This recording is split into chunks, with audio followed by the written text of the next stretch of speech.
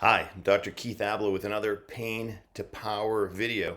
This one is about pivot points in your life, and I'm going to make an analogy here to what are called plot points in movies. Every screenplay, if you read one of the iconic teachers of screenplay writing, as I have, Sid Field, he wrote a very simple, slim volume called Screenwriting. And if you look at Sid's work, you find that there are a couple pivot points, he says, in every movie, and I've seen it in every film. They're points either a third or two-thirds into the movie, perhaps three-quarters, where everything spins around. 2 points. The character is taken in a whole new direction by something that changes everything. Now, this is a movie, or any movie, and it keeps people's attention. It calls upon the character to make profound changes in order to internalize what's happening in his or her life, in order to make the most of it, in order to be, in essence, reborn and transformed.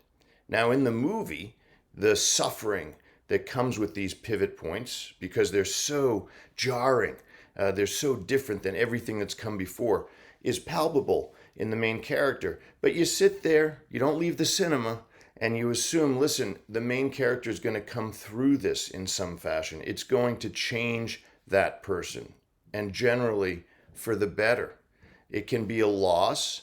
It can be a new friendship. It can be a marriage. It can be divorce. It can be any number of things that really break the mold of that character's life story entire and allow for growth in whole new directions.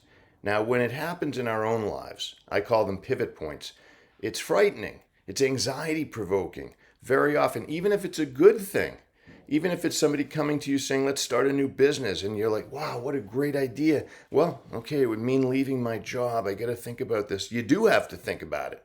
But also, you have to recognize these pivot points for what they may be, which is the on-ramp to a whole new highway for you that you can go whole new places with, as long as you're not paralyzed by the fear that these pivot points represent. And believe me, when they're negative, when they might be the breakup of a relationship or a business that doesn't work, it's so easy and so human. And I understand that people would say, I feel as if I'm in pieces. The key here is to put the pieces back together in a way that's even stronger.